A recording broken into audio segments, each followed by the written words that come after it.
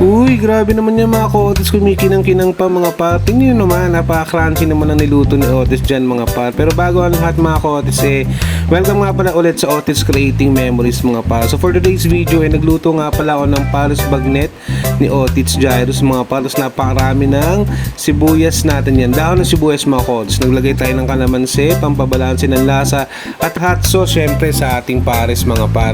So napaka-easy nung dish na to mga ka-Otis. Sundan nyo lang instructions ko dito. Napakasarap na ito lalo na ngayon at nag-uulan mga ka-Otis. Let's go! Yo, what's up mga ka-Otis? Kamusta kayo? Ano naman to si Otis Jairus. Happy Father's Day nga pala sa lahat ng mga tatay dyan mga par. Anyways, for today's video mga ka-Otis, gagawa tayo ng Paris Bagnet mga par. So ito nga pala yung mga kailangan natin.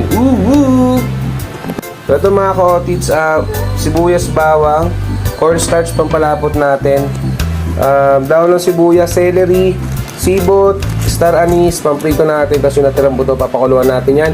Ito nga pala yung pambagnet natin mga ka-Otis. So pinakuluan ko na siya, malambot na yan mga par.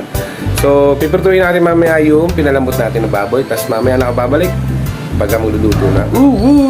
Ito na mga ka-Otis, napagano na tayo, napaghiwa na tayo ng aromatics natin. Yan yung dahon ng sibuyas mga par. Tapos ito pinalamig natin siya. Tapos saka natin naasin natin sa lalagay ng paminta, saka natin pipirtuin mga par. Balik ako mga ka-Otis.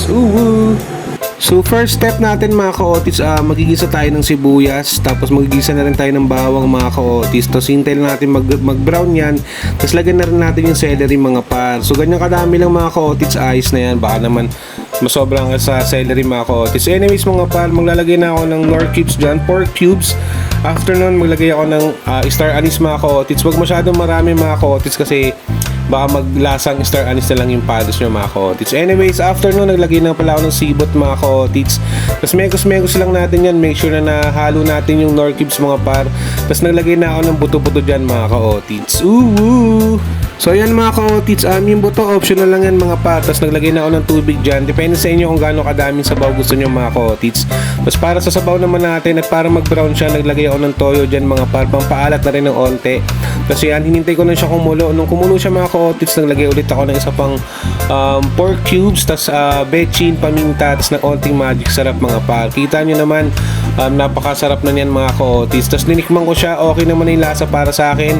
Naglagay na ako ng cornstarch dyan mga par. Sa cornstarch natin mga ka-Otis, depende sa inyo kung gaano kalapot yung gusto nyo mga ka-Otis. So tutunayin mo na naman sa tubig yan kasi hahalo mo na sa sabaw natin mga par. So yan mga ka-Otis, ready to serve na to. Kita nyo naman hindi ganun kalapot yung sabaw ng Paris natin mga par. Para sa akin goods na yan. Goods na rin yung lasa mga ka-Otis. Hindi na kailangan maglagay pa ng patis para mamaya. Anyways, ito na nga pala yung finished product natin mga par. Kita nyo naman, napakasarap niyan mga ka-Otis. Tapos yun crunchy niyan mga par. Tapos may itlog, tapos may kalamansi, tapos may hot sauce. Tara, tikman natin to.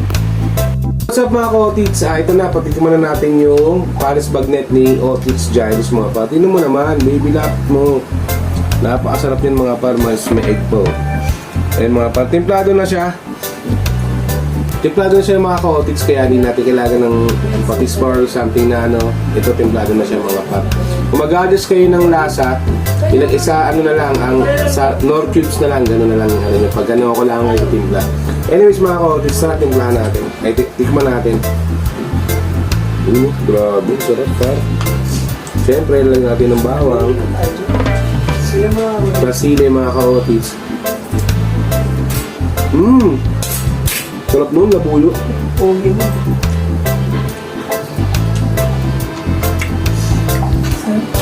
Grabe, sarap.